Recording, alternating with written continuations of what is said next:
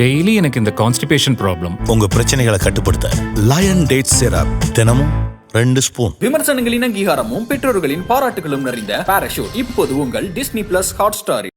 இப்போது புதிய அறிமுகம் ஆச்சி ஹோட்டல் சாம்பார் 50 கிராம் ரூபாய் 20 மட்டுமே.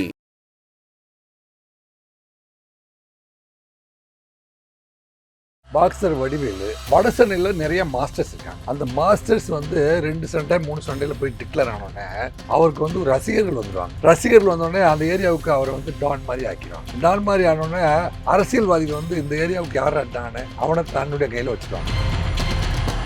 வீரமணி குரூப்புக்கு அகேன்ஸ்ட் குரூப். அப்போ வீரமணிக்கு இணையாக வந்து இவர் படை திரட்ட வேண்டியிருக்கு. அப்போ வடசென்னையில் ஒரு அசைக்க முடியாத பெரிய டீம் இருக்கு. நம்மளாம் தெய்வமாக கருதுக்கிறேன். நமக்கு வாரம் மீன் கறி போதைப் பொருட்கள் அத்தனையுமே வந்து சப்ளை செஞ்சுட்டு இருந்தேன் பாக்ஸர் வடிவேலு நம்ம டீம் தலைவரை ஜெயக்குமார் பக்கத்து ரூம்லேயே வச்சு அடித்து கொண்டுட்டாருப்பா அப்படின்னு சொல்லிட்டாங்க. சமீபத்தில் வெளிவந்த சொர்க்கவாசல் திரைப்படம், அதில் இருக்கக்கூடிய காட்சிகளும் அதில் இருக்கக்கூடிய ரவுடியும் நிஜ வாழ்க்கையில் நடந்த சம்பவங்கள் தான் அப்படின்னு சொல்கிறாங்க. பாக்ஸர் வடிவேலு அப்படிங்கிற ஒரு ரவுடியை சொல்கிறாங்க. யார் சார் பாக்ஸர் வடிவேலு? அவருடைய பின்னணி என்ன? பாக்ஸர் வடிவேலு அப்படிங்கிறவர் வந்து காசிமேடில் இருக்கிற பவர் குப்பம் அப்படிங்கிற ஏரியா இருக்குது. அந்த ஏரியாவை சேர்ந்த ஒரு மீனவர் இளைஞர். அவர் சின்ன வயசில் வந்து பாக்ஸிங் கற்றுக்கார். வட சென்னையில் வந்து பாக்ஸிங் வந்து 100 ஆண்டுகள் கிட்டத்தட்ட 1000 ஆண்டுகள் சொல்ல. ரிக்வேத காலத்துலேருந்து குத்துச்சண்டை வந்து தமிழருடைய கலாச்சாரம் இருக்குது. சிலம்பம் இருக்குது பார்த்தீங்களா, சிலம்பம் கத்திச்சண்டை இது எல்லாத்துக்குமே வந்து அடிப்படை எக்ஸசைஸ் பண்ணுறாங்க பாருங்கள். அது கால் வரிசை இப்படி இப்படி போயிட்டு இப்படி சுற்றி வர்றது.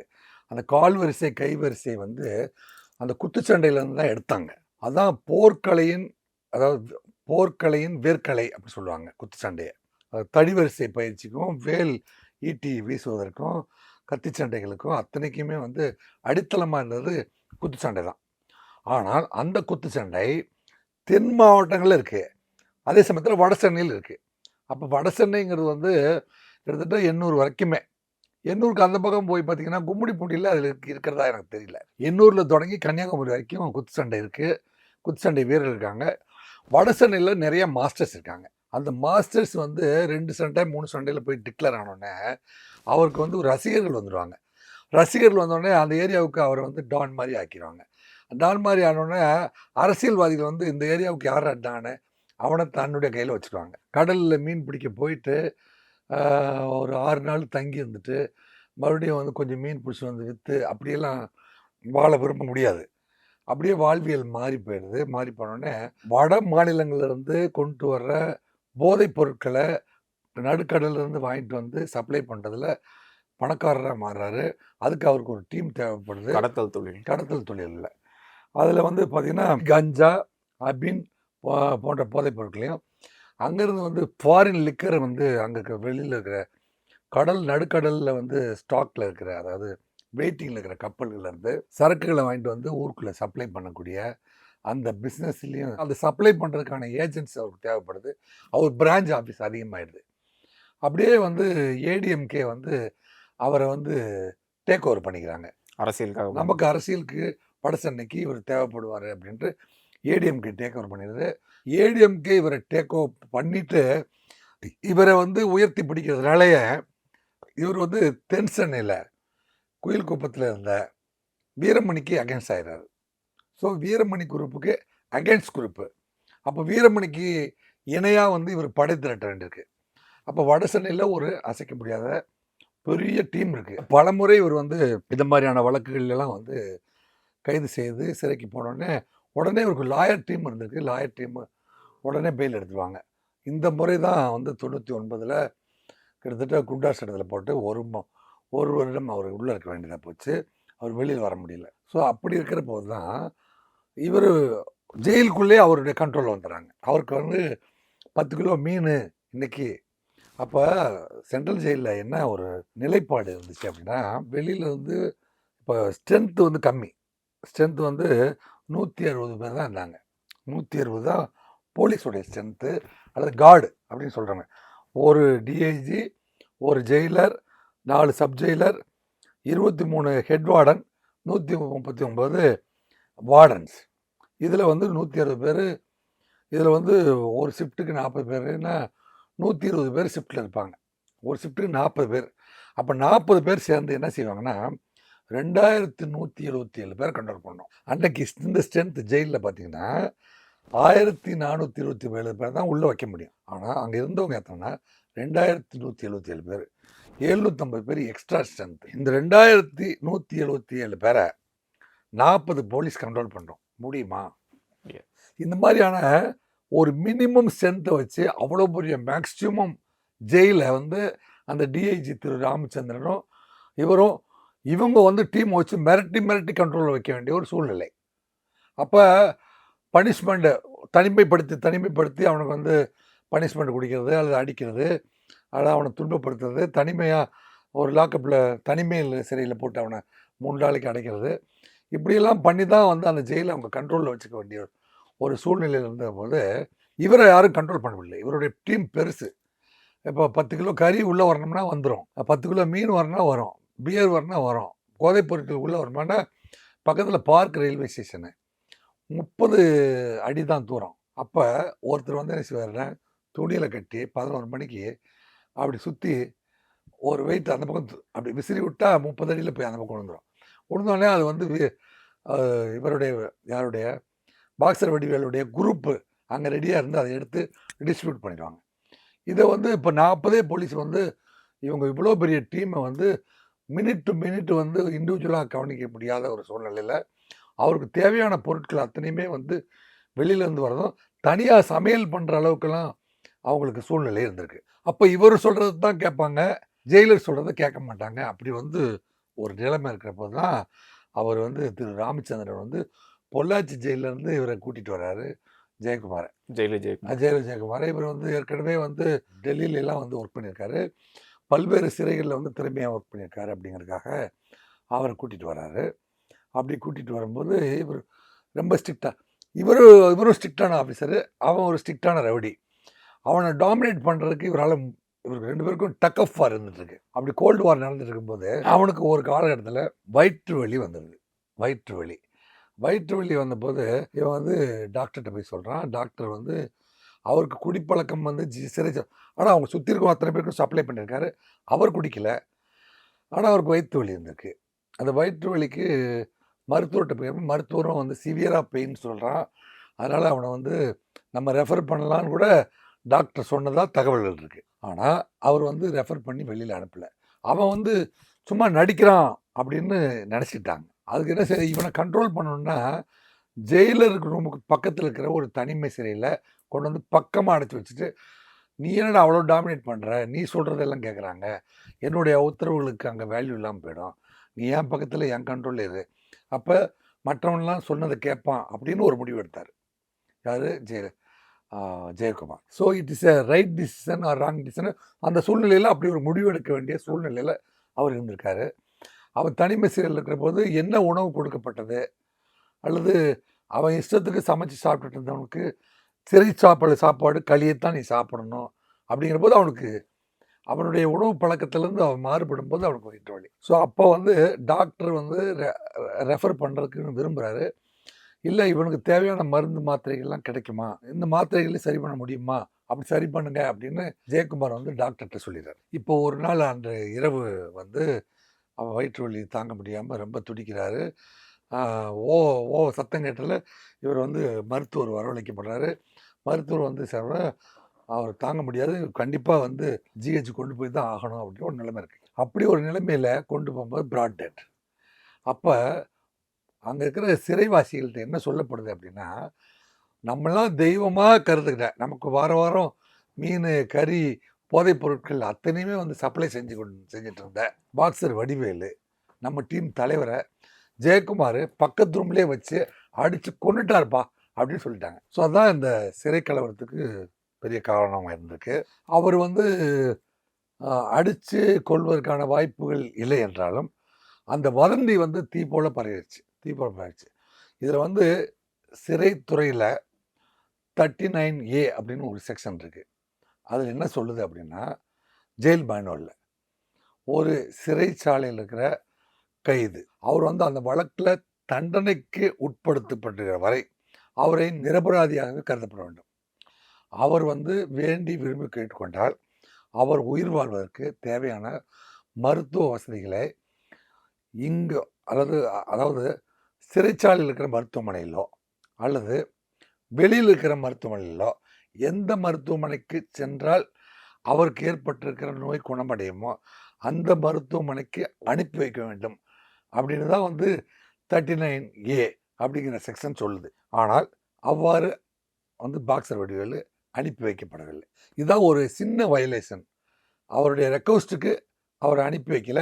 அதுக்கு ஒரு சூழ்நிலையில் இதுக்கு முன்னாடி ஒருத்தர் ரெஃபர் பண்ணி போனவன் வந்து தப்பு பண்ணிட்டான். அதனால் ரெஃபர் பண்ணி வெளியே போனால் நம்மளால் கண்ட்ரோல் பண்ண முடியல. இருக்கிற ஸ்ட்ரென்த்தை வச்சு அவன் ஹாஸ்பிட்டலில் இருந்தானா அங்கே ஒரு ஸ்ட்ரென்த் போட்டு அவனை கார்ட் பண்ணணும் அப்படிங்கிற ஒரு சூழ்நிலையில் தான் வடிவேலுடைய மரணம் சம்பவிச்சது. இந்திய வரலாற்றிலே இல்லாத சிறைச்சாலை கலவரம், ரயாட் இன்சைட் த ஜெயில் நடந்துருச்சு. அப்போ என்ன செய்கிறாங்கன்னா, அவனுடைய ஃபாலோயர்ஸ் அத்தனை பேருமே வந்து கட்டுக்கணக்காமல் கதவையெல்லாம் உடைச்சிட்டு வெளில வந்துட்டு அந்த இருக்கிற மாடியெல்லாம் ஏறிட்டு மரத்தின் மேலாம் ஏறிட்டாங்க. ஏறிட்டு திருப்பி நம்ம அப்படியே இந்த பக்கம் வந்தீங்கன்னா சித்தார்த் என்ன செஞ்சிருக்காரு அப்படின்னா, ஒரு சிறைச்சாலையில் வந்திருக்கிற அத்தனை பேருமே பல்வேறு குற்றங்களை செஞ்சுட்டு வந்திருக்காங்க. தான் குற்றமே செய்ய சொன்னவன் வேற ஆள், நான் ஒரு ஆஜர்படுத்தப்பட்ட குற்றவாளி அல்லது நான் கை காட்டப்பட்ட குற்றவாளி, நான் புட்டப்பே கேஸில் வந்த குற்றவாளி, என்னுடைய மகள் படித்து கொண்டிருக்கிறாள், என் மைத்துனர் கல்யாணம் இருக்குது, நான் வெளியில் போய்த்தான் ஆகணும் என்று ஒவ்வொருத்தருக்கும் ஒரு நீட்ஸ் இருந்த போதும் வெளியில் போக முடியாமல் அடைத்து வைக்கப்பட்டிருக்கிறார்கள் அப்படிங்கிறது தான் நிலை. அந்த நிலைமையில் அவனை வந்து அவனுடைய தேவைகளை பற்றி கேட்கிற பொழுதெல்லாம் சற்று கடுமையாக மறுக்கப்பட்டிருக்கிறது. அப்போ அவன் அந்தந்த சந்தர்ப்பத்தை பயன்படுத்தி என்னங்க எதெல்லாம் உடைக்க முடியுமோ அதெல்லாம் உடைச்சி ரயாட்டிங்கில் இறங்கிட்டாங்க. இப்போ இருக்கிற ஸ்ட்ரென்த்து 160 பேர். அதை வச்சு திரு ராமச்சந்திரன் டிஐஜி வந்து எப்படி கண்ட்ரோல் பண்ணார். இது வந்து சிறைச்சாலை கதவை உடைச்சிட்டு அவங்களாம் வெளியில் ஓட முயற்சி பண்ணாங்களா அப்படின்னு பார்த்தீங்கன்னா, சித்தார்த் வந்து நம்மளாம் ஓடக்கூடாது, அங்கே ஒரு ஸ்ரீலங்கா சேர்ந்த ஒருத்தர் வந்திருந்தார், அவர் வந்து நம்மளாம் தப்பிச்சு ஓடினா எங்கே இருந்தாலும் பிடிச்சிடுவாங்க, நம்ம இங்கே வந்து நமக்கு மறுக்கப்பட்ட உரிமைகளெல்லாம் நம்ம வந்து கேட்டு பெற்றுக்கொள்வோம், நம்ம நியாயமாக கேட்கலாம் அப்படின்னு ஒரு குரூப் கேட்குறாங்க. அங்கே இருக்கிறவங்களாம் வந்து வெளியில் தப்பித்து ஓட முயற்சி பண்ணவில்லை அல்லது தப்பி ஓடவும் அனுப்பப்படவில்லை. இருந்தாலும் தன்னை மீறி மாப் சைக்காலஜின்னு சொல்லுவாங்க. 10க்கு மேற்பட்ட நபர்கள் ஒன்று சேர்ந்து நம்மளை வந்து அடையாளம் தெரியாது, இந்த சந்தர்ப்பத்தை பற்றி நம்ம என்னாவது ஒரு பண்ணிடலாம் அப்படின்னு நினைக்கிறவங்க அந்த காரியத்தை செஞ்சிட முடியும். அப்படி ஒரு சூழ்நிலை அங்கே ஏற்படும். தவிர்க்க முடியாத காரணத்தினால வந்து அங்கே இருக்கிற வார்டன்களை சில பேரை வந்து அவங்க வந்து எந்தெந்த வார்டன்லாம் தங்கிட்ட கடுமையாக நடந்துட்டாங்களோ அந்த வார்டன்களை வந்து கைதிகள் தாக்குறாங்க, வார்டன்கள் இறந்து போகிறாங்க அப்படின்னா வேறு வழி இல்லாமல் திரு ராமச்சந்திரன் அவர்கள் துப்பாக்கி பிரயோகம் செஞ்சிடறாரு. முதல் ஃபக்ட் சாட்டு கொடுக்குறாரு, அப்புறம் வார்னிங் கொடுக்குறாரு. வேறு வழி இல்லாமல் சில பேர் வார்டன்களையும் அந்த ரெக்கார்ட் ரூமு, ஸ்டோர் ரூமு அத்தனைக்குமே தீ வைக்கிறாங்க. இந்த சூழ்நிலையில் தான் ஜெயக்குமார் வந்து ஒரு தனி ரூமில் போய் மாட்டிக்கிறாரு. அவங்க இருக்கிற வார்டன் கூட இருந்தவங்க ரயாட்டை கண்ட்ரோல் பண்ணுறதுக்காக வெளியில் ஓடிட்டாங்க. இவர் இருந்த ரூமில் அவர் கடுமையாக தாக்கப்படுறாரு. ஒரு குரூப்பு தாக்கி அவரை தாக்குனவங்க என்ன நினச்சிருக்காங்க, இவர் தான் அடித்து பாக்ஸர் வடிவேலு கொண்டுட்டார், பழிக்கு பழி தீர்த்தணும்னு அடித்து மயக்கம் போடுற நிலையில் வந்துட்டாங்க. மயக்கம் போடுறது அடித்து போட்டுட்டதை வந்து அவர் மேலே அங்கே கிடந்த நாற்காலி, பேப்பர்ஸு, துணி மூட்டையெல்லாம் எடுத்து போட்டுட்டு வந்துட்டாங்க. அப்போ அவர் அங்கே அதுக்குள்ளே மயங்கிய நிலையில் இருக்கிறாரா இல்லையா அப்படின்னா அவங்க போய் அடுத்த டீமில் சொல்லிட்டாங்க, அவன் ரூமில் தீ வைடானோடனே அடுத்த டீம் என்ன செய்யுது, அந்த ரூமில் தீ வச்சிருது. ஸோ அந்த ரூமுக்குள்ளேருந்து அந்த ஜெயக்குமார் வந்து கருகிய கறிக்கட்டையாய் வந்து எடுக்கப்பட்டார். இந்திய வரலாற்றிலே வந்து சிறைச்சாலைக்குள்ளே ஒரு ஜெயிலரை எரிந்த நிலையில் வந்து பாடியாக எடுக்கப்பட்டது. கிட்டத்தட்ட 2177 பேர் வந்து ரயட்டிங்கில் ஈடுபட்டு அது வந்து கட்டுக்குள் 17 பேருடைய உயிர் பிரிந்து அதன் பிறகு கட்டுக்குள் கொண்டு வரப்பட்டதுன்னு வைங்களேன். இம்மிடியட்டாக வந்து எக்மோர் பக்கத்தில் இருக்கிறனால கமிஷனர் ஆஃபீஸில் வந்து 100 போலீஸை அனுப்பிட்டாங்க. அதில் டாக்டர் கலைஞர் வந்து முதலமைச்சராக இருந்திருக்காரு. கூப்பிட்டு அந்த சூழ்நிலையை வந்து அனுசரித்து உடனடியாக காவல்துறை அனுப்பி அடிப்பட்டவங்க அத்தனை பேரையுமே வந்து உரிய மருத்துவ சிகிச்சைக்கு அனுப்பி யாரையெல்லாம் வந்து பெயிலில் விட முடியுமோ அவங்களுக்கெல்லாம் பெயிலை கொடுத்து அதை வந்து அமைதியான முறையில் முடிச்சிட்டாங்க. இருந்தாலும் ஒரு வாழ்க்கையில் மறக்க முடியாமல், அழிக்க முடியாத, வரலாற்றில் அழிக்க முடியாத ஒரு சிறை கலவரம் சென்னை மத்திய சிறையில் நடந்தது அப்படின்னா அது வந்து இந்த கலவரம். அதனால் பாக்ஸர் வடிவேலுடைய ஸ்டோரி. இந்த பாக்ஸர் வடிவேலு வந்து அவருக்கு இருந்த ரசிகர்கள், நண்பர்கள் அல்லது அவருடைய கேங் அத்தனை பேருமே அவருக்காக பொய் கேஸ் கூட வாங்கிட்டு உள்ளே வந்து அண்ணனுக்கு சேவை செய்வதற்காக இருந்திருக்காங்க. அப்படி ஒரு அதர் சைடில் வந்து அவனுடைய மிகப்பெரிய ஹீரோவாக வளம் வந்திருக்காரு அப்படின்னு தெரிய வருது. இந்த சித்தார்த்தன் நம்ம பாராட்ட வேண்டியது என்னன்னா, அந்த ரைட்டிங்கை படமாக்குற பொழுது அந்த கிட்டத்தட்ட ஒரு 30 கேரக்டருக்கு கருணாஸுக்கு வந்து தான் வந்து வார்டனாகவே இருக்கிறாரு, ஏட்டாக இருக்கிறாரு. அவர் வந்து எப்படியாவது சூப்பரண்ட் ஆகணும்னு ஆசை. அவர் தான் அல்வாவில் விஷத்தை கலந்து பாக்ஸர் வடிவோட இறப்பு புள்ளிவரமாக சொல்லப்படலை. அதுக்கு இந்த சித்தார்த்த எடுத்த முயற்சி பார்த்திங்கன்னா, ஏற்கனவே வந்து தியாகு இருக்கார் பார்த்தீங்களா, தியாகு வேற ஒருத்தன் செஞ்ச கொலையை, யார் பாக்ஸர் வடிவேலு டீம் செஞ்ச கொலையை தன் மீது போட்டு தன்னை வந்து சிறைப்படுத்தி விட்டார்கள் அப்படிங்கிறதுக்காக, அவனுக்கு மயக்க மருந்து கொடுப்பதற்காக அவர் வந்து முயற்சி பண்ணிட்டு இருந்தார் அப்படின்னு ஒரு குரூப்பு. ஏற்கனவே வந்து நம்ம ரைவல்ரி குரூப்பு இவனை சந்தர்ப்பம் வரும்போது போடலான்னு ஒரு குரூப் பண்ணாங்க.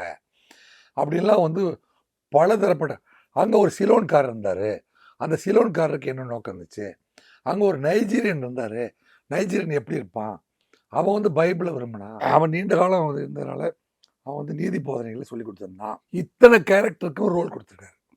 யார் சித்தார்த் வந்து அவ்வளோ கேரக்டரும் ஒரு ரைட்டிங்கில் என்னென்ன ரோல் பண்ணுவாங்களோ அத்தனை ரோலையும் வந்து சரியாக ஸ்க்ரீன் ப்ளே பண்ணியிருக்காரு. அதுக்கு அவருடைய பாராட்டுகள். இருந்தாலும் தமிழக வரலாற்றிலேயே, சிறைத்துறை வரலாற்றில் இது ஒரு மிகப்பெரிய துன்பியல் சம்பவம். இதுக்கு வந்து அங்கே இருந்த சிறைவாசிகளுக்கு ஈக்குவலாக அவங்கள மெயின்டைன் பண்ணுறதுக்கான ஸ்ட்ரென்த் இல்லை, இடவசதி இல்லை. அதன் பிறகு தான் வந்து புழல் சிறை கட்டப்பட்டது. புழல் சிறை வந்து 1250 பேர் ஒரே நேரத்தில் வைக்க முடியும். இருந்த போதிலும் அங்கே வந்து இப்போ 3524 பேர் இருக்காங்க. இப்போதைக்கும் 1250 பேர் வைக்க வேண்டிய இடத்துல 3224 பேர் வச்சுருக்காங்கன்னா, அங்கே இருக்கிற ஸ்ட்ரென்த்து பார்த்திங்கன்னா கிட்டத்தட்ட 4000 பேர் தான் வந்து தமிழ்நாடு முழுவதுமே சிறைத்துறையில் 4500 போலீஸ் தான் இருக்காங்க. இதையும் இன்றைக்கும் வந்து சிறைத்துறையில் ஸ்ட்ரென்த் இல்லாமல் தான் இருக்குது. போதிய ஸ்ட்ரென்த்து போட்டு அவங்களெல்லாம் அதாவது ஒரு தவறு செய்கிறவர் வந்து அவருடைய குற்றம் நிரூபிக்கப்படுகிற வரைக்கும் அவரை வந்து ஒரு குற்றவாளி என்று கருதக்கூடாது. அவர் வந்து ஒரு குடிமகன், அவர் வந்து சூழ்நிலையின் காரணமாக ஒரு தவறு செய்து விட்டார். அவரை வந்து சிறைச்சாலைகள் வந்து அவரை வந்து திருத்தி, அவர் மனசில் அல்லது அவருடைய செயல்களில் என்ன கரப்ட் இருந்துச்சோ அதை மாற்றி அமைத்து மறுபடியும் அவர் சமூகத்துடைய நல்ல நீரோட்டத்தில் அவரை வந்து சேர்த்து வைப்பதற்குனுடையதுக்காகத்தான் சிறைச்சாலைகளே தோற்றுவிக்கப்பட்டது.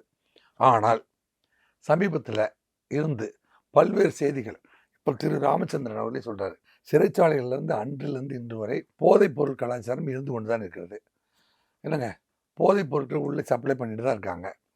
சின்ன திருடனாக போகிறவன் பெரிய திருடனாக வெளியில் வர்றான். இது காரணம் என்னென்னா, கரெக்ஷனுக்கான மெஷினரி ஸ்ட்ரென்த்து பத்தலை அப்படிங்கிறது குறைபாடு.